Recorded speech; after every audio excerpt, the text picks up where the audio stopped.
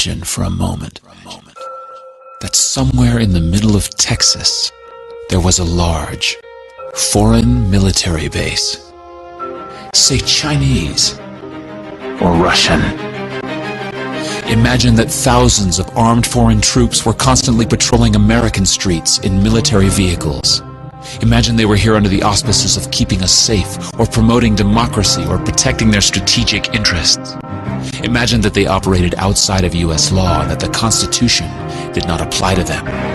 Imagine that every now and then they made mistakes or acted on bad information and accidentally killed or terrorized innocent Americans, including women and children, most of the time with little or no repercussions or consequences.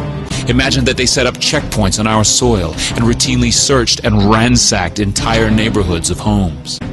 Imagine if Americans were fearful of these foreign troops and overwhelmingly thought America would be better off without their presence. Imagine if some Americans were so angry about them being in Texas that they actually joined together to fight them off in defense of our soil and sovereignty because leadership in government refused or were unable to do so.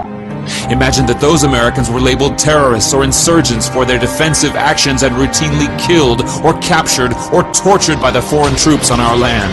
Imagine that the occupiers' attitude was that if they just killed enough Americans, the resistance would stop, but instead, for every American killed, 10 more would take up arms against them, resulting in perpetual bloodshed.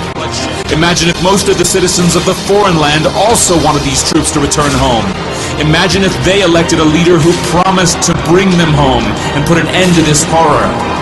Imagine if that leader changed his mind once he took office.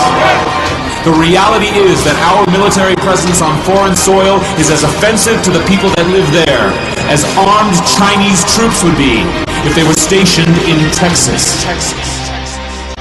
Shutting down military bases and ceasing to deal with other nations with threats and violence is not isolationism. It is the opposite. Opening ourselves up to friendship, honest trade, and diplomacy is the foreign policy of peace and prosperity. It is the only foreign policy that will not bankrupt us in the short order, as our current actions most definitely will. I share the disappointment of the American people in the foreign policy rhetoric coming from the administration. The sad thing is, our foreign policy will change eventually, as Rome's did, when all budgetary and monetary tricks to fund it are exhausted.